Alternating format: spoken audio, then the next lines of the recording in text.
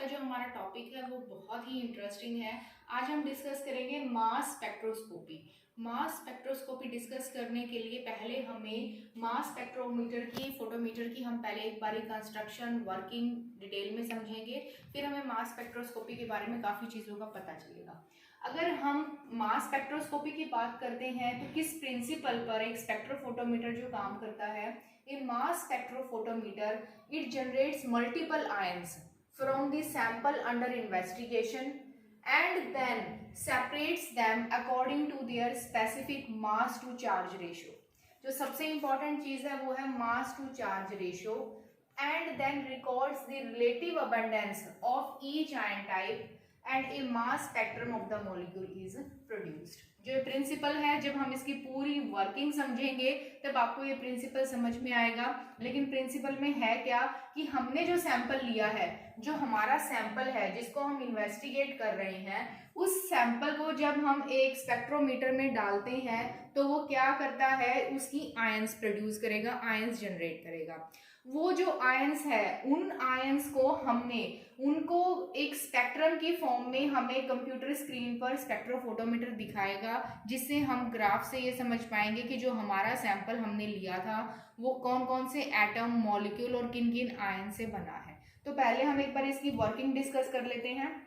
तो एक मास स्पेक्ट्रोफोटोमीटर की अगर हम बात करें तो ये डिफरेंट पार्ट्स में हम इसको समझेंगे। सबसे पहले स्टार्टिंग में क्या होता है, हमारे पास सैंपल इनलेट। यहाँ से हम सैंपल को क्या है, अंदर की तरफ डालते हैं। यहाँ से जो हमारा सैंपल है वो एक मास स्पेक्ट्रोफोटोमीटर में एंटर करेगा। जो हमारा सैंपल है, सैंपल कोई भी हम ले सकते हैं इसके लिए इन्वेस्टिगेशन के। It could be a solid, it could be a liquid और it could be a gas. अगर हम इन तीनों में से कोई भी अलग अलग सैंपल लेते हैं, उन सैंपल को आयनाइजेशन जो उनका है वो डिफरेंट हो जाएगा, यानी कि वो जो सैंपल आयन में कन्वर्ट होगा उसके लिए अलग अलग मेथड हो सकते हैं। जैसे कि अगर हमने सॉलिड लिया है तो इट कुड बी प्लाज्मा और फील्ड डिसॉर्प्शन या सेकेंडरी आयन प्रोडक्शन, जिसकी वजह से सॉलिड जो है वो आयंस में कन्वर्ट होगा।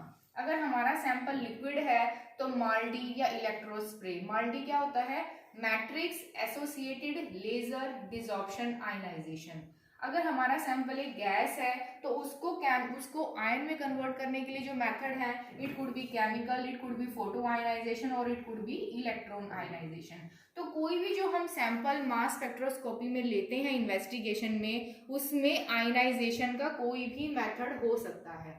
तो जब हमारा सैंपल इनलेट से एक मास स्पेक्ट्रोफोटोमीटर में एंटर करता है तो सबसे पहले जो हमारा एंट्री है, एंट्री पॉइंट पर ही हमारे पास जो चैम्बर होता है उसको हम बोलते हैं सैंपल वेपोराइजेशन चैम्बर। यहाँ पर जो हमारा सैंपल है वो एक वेपर में कन्वर्ट हो जाता है। कैसे कन्वर्ट होगा, with the help of heating coils. यहाँ पर हीटिंग कॉइल्स लगे होते हैं इस चैम्बर में। जैसे ही सैंपल एंटर करेगा it will convert into vapour form, वो एक वेपर फॉर्म में कन्वर्ट हो जाएगा। नाउ फ्रॉम द स्लिट 2, ये स्लिट्स लगे हुए हैं। अब ये स्लिट 2 से जो हमारा सैंपल है, ये सैंपल कहाँ मूव करेगा, नाउ द सैंपल, जो हमारी जो सैंपल आयन थी, जो हमारी सैंपल आयन है वो अब कहाँ एंटर कर जाएगी, इस वाले चैम्बर में एंटर करेगी। इस चैम्बर का नाम है आयनाइजेशन चैम्बर।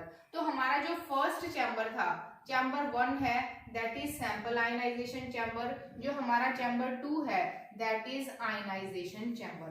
आयनाइजेशन चैम्बर में क्या होता है कि जो हमारा सैंपल अंदर आता है वो आयंस में कन्वर्ट होगा। Now in the ionization chamber, sample के अंदर जो एटम्स हैं it convert into ions, ions में कन्वर्ट होंगे। आयंस में कन्वर्ट होने के लिए उन्हें क्या चाहिए, एनर्जी चाहिए है। एनर्जी कहाँ से आती है, an electron gun is associated at the upper side of this spectrophotometer. यहाँ पर एक इलेक्ट्रॉन गन जो है वो होता है। इलेक्ट्रॉन गन से क्या होगा, हाई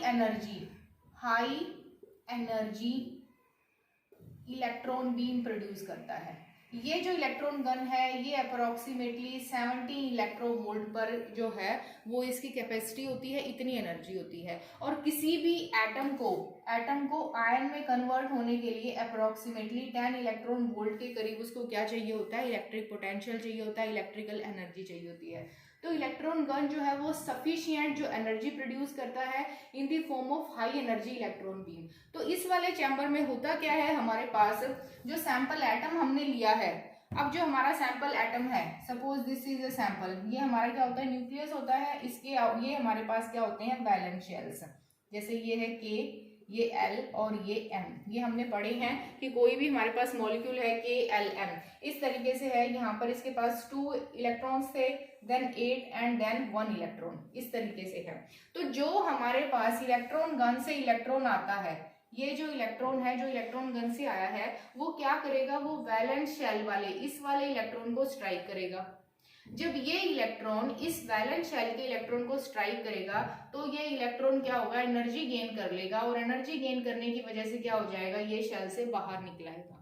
जब ये शेल से बाहर निकलाएगा, अब क्या होगा, शेल से बाहर निकलने के बाद जब इस पे स्ट्राइक करेगा, एक तो इलेक्ट्रॉन प्रोड्यूस होगा, दूसरा हमारे पास क्या प्रोड्यूस होगा, ये जो भी एटम था इसमें इसका हमारे पास क्या हो जाएगा, इसका जो हमारा जो ये मॉलिक्यूल था, ये पॉजिटिवली चार्ज आयन प्रोड्यूस करेगा, जिसको हमने क्या बोला था,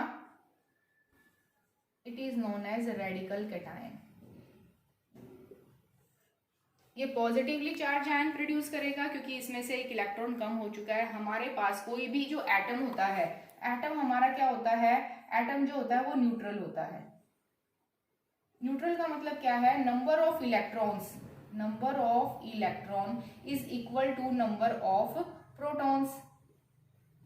इलेक्ट्रॉन जो है वो नेगेटिव चार्ज होता है, प्रोटॉन जो है वो पॉजिटिव चार्ज है। अब जैसे सपोज हमारे पास जो हमने ये एग्जांपल लिया 2 8 1 11 है, तो 11 ही इलेक्ट्रॉन थे, 11 ही प्रोटॉन थे। ये नेगेटिव चार्ज, ये पॉजिटिव चार्ज, ये एक दूसरे को क्या कर देता है, बैलेंस। लेकिन जब हमारे पास ये इलेक्ट्रॉन ने इस एटम को स्ट्राइक करा तो एक इलेक्ट्रॉन लेस हो गया, यानी कि अब हमारे पास यहाँ पर क्या हो गए, 10 इलेक्ट्रॉन हो गए। तो अगर हम देखी जाए तो इस वाले एटम पर अब क्या हो गया, एक पॉजिटिव चार्ज क्या है, एक्स्ट्रा। अगर ये दोनों अब क्या हो गए, ये दोनों इक्वल नहीं रहे, अब यहाँ पर क्या है, 1 पॉजिटिव चार्ज जो है हमारे पास आ गया एटम के ऊपर। तो इस तरीके से हमारे पास इस वाले सब्जेक्ट में क्या है, आयंस प्रोड्यूस होते हैं, जिसको हमने इसीलिए हमने इसको क्या बोला है, आयनाइजेशन चैम्बर। ये हमारा रिकॉर्डर था, ये रब हो गया था। अब जब हमारा जो सैंपल है वो इस आयनाइजेशन चैम्बर में जब आता है तो यहाँ पर क्या होता है कि वो जैसे ही हमारा ये सैंपल आया है, सपोज दिस इज M, तो ये M जो सैंपल है ये किस में कन्वर्ट होगा, इलेक्ट्रॉन में कन्वर्ट होगा। It will convert into an electron, और एक जो है ये आयन प्रोड्यूस करेगा, पॉजिटिव आयन। जो ये इलेक्ट्रॉन है, यहाँ पर इलेक्ट्रॉन कलेक्टर होता है, वो इन इलेक्ट्रॉन्स को क्या कर लेगा, वो इलेक्ट्रॉन्स यहाँ पर कलेक्ट हो जाएंगे, जो भी इलेक्ट्रॉन बनेंगे। अब जो हमारे पास जो ये आयन है, M+ आयन है, वो इस स्लिट 3 से अगले पार्ट की तरफ जाएगी। अगला पार्ट हमारा क्या होता है, आयन एक्सेलरेशन चैम्बर।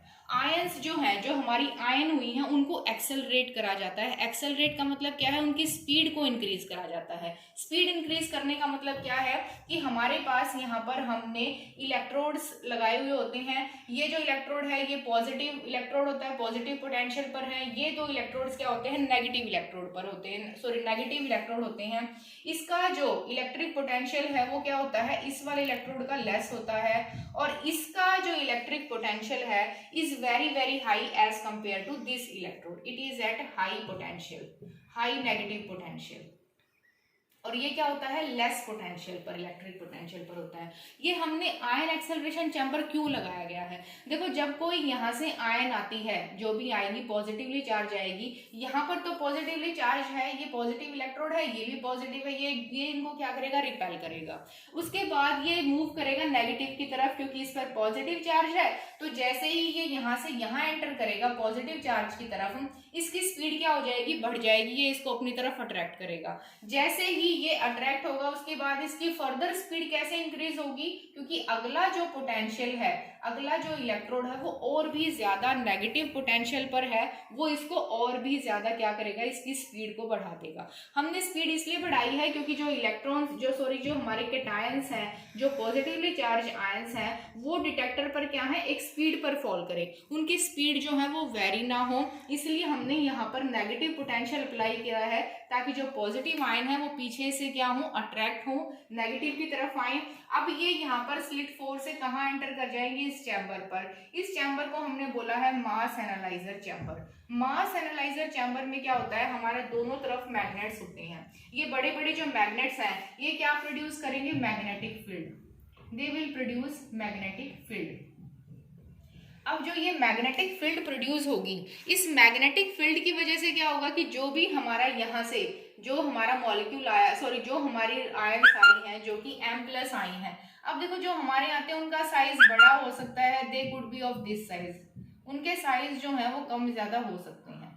यानी कि ये सबसे बड़ा है, ये लार्जेस्ट जो आयन था, ये छोटा आयन है, स्मॉलेस्ट है, और ये क्या है, एक मीडियम साइज है, ये मीडियम है, this is a small size ion and this is a large. ठीक है, अब देखो ये अलग अलग साइज के हमारे पास क्या है, आयन प्रोड्यूस हुए हैं किसी भी एटम या सैंपल के। अब जब ये अलग अलग साइज के आयंस प्रोड्यूस होंगे तो ये मैग्नेट जो है वो मैग्नेटिक फील्ड अप्लाई करेंगे, और मैग्नेटिक फील्ड क्या करेगा, इट प्रोड्यूस ए डिफ्लेक्शन, यानी कि डिफ्लेक्शन होगा, जो आयंस हमारी हैं उनको ये डिफ्लेक्ट करेगा उनकी ओरिजिनल पोजीशन से। डिफ्लेक्ट कैसे करेगा, जितना ज्यादा साइज होगा, डिफ्लेक्शन कैसे करेगा, large is the size of molecule, less will be deflection, less will be deflection। अगर साइज ज्यादा है तो डिफ्लेक्शन कम होगा, और अगर साइज बड़ा है किसी भी फ्रेगमेंट का, साइज ऑफ फ्रेगमेंट, अगर साइज बड़ा है तो क्या होगा, डिफ्लेक्शन कम होगा, लेकिन अगर साइज छोटा है तो डिफ्लेक्शन ज्यादा होगा।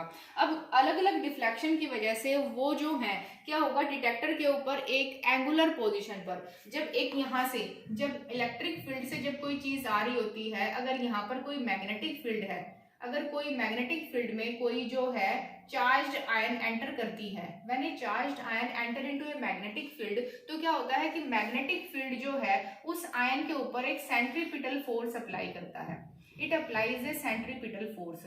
उस सेंट्रीपिटल फोर्स की वजह से क्या होता है, जो आयन है it will take a angular path और कर्व्ड पाथ, और कर्व्ड पाथ, उसकी एक एंगुलर, यानी कि वो इस तरीके से जो सैंपल है वो एक कर्व पाथ के ऊपर फॉल करेगा, इस तरीके से फॉल करता है वो नीचे की तरफ, यहाँ पर जो हमारा डिटेक्टर है। तो इसका मतलब क्या है, जितना छोटा हमारा फ्रेगमेंट होगा, जो छोटा फ्रेगमेंट है वो सबसे पहले आएगा, जब साइज जैसे जैसे बड़ा होता जाएगा फ्रेगमेंट का, वो क्या होता जाएगा, लेट आता जाएगा। तो जो सबसे पहले हमारा मॉलिक्यूल यहाँ आएगा वो कौन सा आएगा, smallest, it will be the first, ये सबसे पहले एंटर करेगा। उसके बाद ये क्या है, ये दूसरे नंबर पर आएगा, और ये क्या आएगा, तीसरे नंबर पर आएगा।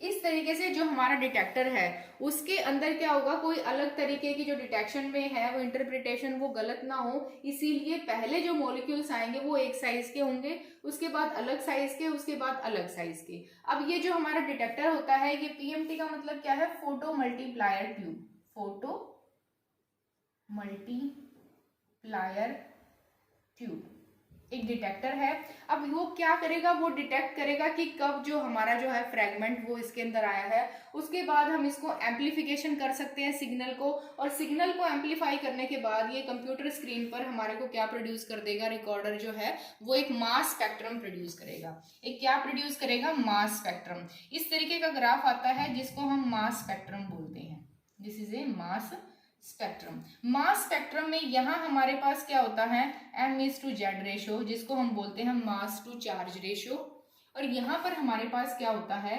रिलेटिव अबंडेंस ऑफ आयंस, यानी कि एक तरीके की कितनी आयंस आई हैं, रिलेटिव अबंडेंस ऑफ आयंस। इस तरीके से हमारा जो है ग्राफ इस तरीके से आ जाता है। सपोज इस तरीके से हमारा ग्राफ आया है, इस तरीके से आ सकता है। तो ये हो सकता है कि ये पहला फ्रेगमेंट है, ये दूसरा है, ये तीसरा है, और ये चौथा है। इन चारों के मास क्या होंगे, हमारे डिफरेंट होंगे। अब देखो, अगर हम इसको डिस्कस करते हैं तो हम इसको इस तरीके से डिस्कस कर सकते हैं। यहाँ पर जो हमारी जो आयंस आई हैं, सपोज हमारे पास ये सैंपल है, दिस इज द सैंपल। ये कौन सी गैस होती है, ब्यूटेन। हमने ब्यूटेन लिया है as a sample, butane is a sample, जिसका हमें मास जो है वो डिटेक्ट करना है। अब देखो, जो ब्यूटेन है इसमें 3 बॉन्ड है, 1 2 और 3 बॉन्ड होते हैं। तो जब ये सैंपल इस वाले पोर्शन पर आता है, आयनाइजेशन चैम्बर वाले पोर्शन में आता है, तो क्या होगा कि जो इलेक्ट्रॉन है वो इन बॉन्ड्स को क्या करते हैं, ब्रेक करते हैं, यहाँ पर फॉल करेंगे इलेक्ट्रॉन्स। अब जब इलेक्ट्रॉन यहाँ पर फॉल करेगा इन बॉन्ड्स को, जब वो ब्रेक करता है, तो हमारे पास ऑप्शन क्या है, सपोज वो इस वाले बॉन्ड पर, बॉन्ड नंबर 1 पर जब फॉल करेगा, तो हमारे पास क्या ऑप्शन आ सकती हैं, इट कुड बी CH3+ और हमारे पास CH2 CH2 CH3, ये हमारे पास क्या हो सकती है, आयन हो सकती है। तो हमारे पास ये दो ऑप्शन आ सकती हैं। पहले केस में या तो वो CH3+ हमारे पास मिथाइल पॉजिटिव आयन आएगा, या फिर हमारे पास ये एक रेडिकल आ गया जिसको हमने प्रोपाइल रेडिकल बोला है। और क्या हो सकता है, CH3 जो है वो आयन की फॉर्म में आ सकता है, CH2 CH2 और CH3 हमारे पास क्या हो सकता है, पॉजिटिव चार्ज हो सकता है। तो जैसे ही कोई इलेक्ट्रॉन इस बॉन्ड पर फॉल करेगा, तो हमारे पास क्या है, या तो ये मिथाइल जो है, जब मिथाइल है, it could be converted into a methyl ion और it could be converted into a methyl radical. दो ऑप्शन हो सकती है हमारे पास। लाइकवाइज हियर, अब देखो जो ये मिथाइल है, ये इसका अगर हम मास देखें, atomic mass unit AMU, atomic mass unit इसका कितना होता है, 15। कितना है, 15 कैसे हो गया, कार्बन का हमारा कितना होता है, 12 और 3 हाइड्रोजन का 1, तो 12 + 3 कितना हो गया, 15। सेम हेयर, अगर हम CH2 का एटॉमिक मास यूनिट देखते हैं 14 और CH3 कितना है हमारा, अभी हमने देखा 15। अगर हम इनको प्लस करते हैं, 14 3 = 42 and 1 43, this is the weight. तो हमारे पास ऐसे ही जो इलेक्ट्रॉन है वो इस बॉन्ड पर फॉल कर सकता है, वो इस बॉन्ड पर फॉल कर सकता है। अलग अलग हमारे पास क्या आ सकती हैं, अलग अलग जो हमारे पास फ्रेगमेंट्स प्रोड्यूस होंगी। सपोज हमारे पास यही दो फ्रेगमेंट है, CH थ्रू रेडिकल और दिस, तो इसका मतलब एक जो हमारा बार है उसका एटॉमिक वेट कितना होना चाहिए, 15, एक का कितना होना चाहिए हमारा, इसका 43। इस तरीके से अलग अलग हमारे पास क्या आ जाएंगे, मॉलिक्यूलर मासेस आ जाएंगे। जो ये अलग अलग मॉलिक्यूलर मासेस हैं, ये अलग अलग फ्रेगमेंट्स के मॉलिक्यूलर मास आएंगे। तो जो भी हम सैंपल यहाँ से इंजेक्ट करेंगे, जो हम सैंपल यहाँ से डालते हैं, वो सैंपल क्या होता है, it will convert into ions. अब जो आयंस आएंगी और जो हमारी पॉजिटिव आयंस और जो हमारे रेडिकल प्रोड्यूस हुए हैं, उनका जितना मॉलिक्यूलर वेट होगा वो हमारे स्पेक्ट्रम पर आ जाएगा। अब जब मास स्पेक्ट्रम पर जो हमारा मॉलिक्यूलर वेट का पूरा ग्राफ आ गया, उसको हम बायो इन्फॉर्मेटिक्स सॉफ्टवेयर की मदद से क्या कर सकते हैं, पूरा का पूरा जो है उसका हम मॉलिक्यूलर वेट या उसका हम डिटेक्शन कर सकते हैं। तो अगर हम इसकी एप्लीकेशंस की बात करें कि ये कहाँ कहाँ यूज हुआ है, एप्लीकेशंस की अगर हम बात करते हैं, तो इसकी जो मेजर एप्लीकेशंस हैं मास स्पेक्ट्रोस्कोपी की, वो कहाँ है, ड्रग डिटेक्शन में और डिस्कवरी में। जो भी हम ड्रग डिस्कवर कर रहे हैं या ड्रग जो हमारी टेस्टिंग हो रही है, अगर कोई भी ड्रग हमें टेस्ट करना है, उसका हमें जो भी मास स्पेक्ट्रम देखना है, तो हम इस तरीके से उसको चेक कर सकते हैं। फूड कंटेमिनेशन डिटेक्शन में इसकी एप्लीकेशन है। आइसोटोप रेशियो डिटर्मिनेशन, देखो आइसोटोप क्या होते हैं, isotope they are the are molecules, they have same atomic number